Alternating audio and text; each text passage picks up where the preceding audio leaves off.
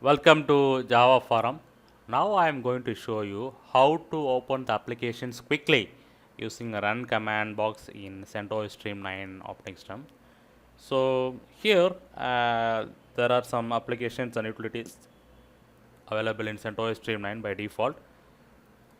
So make sure that you are thoroughly aware of the application names. Okay, then only you can use the run command box. So now just press Alt plus F2 shortcut key, Alt plus F2. So it will open the run command box like this. Now I am opening Genome Calculator. So next I am opening Firefox. So make sure that you are aware of the application names. So you should know the application names thoroughly.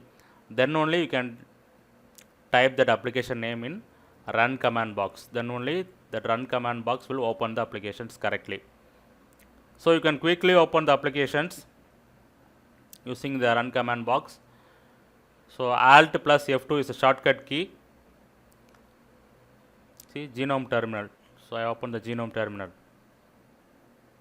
So this run command is similar to run command in Windows.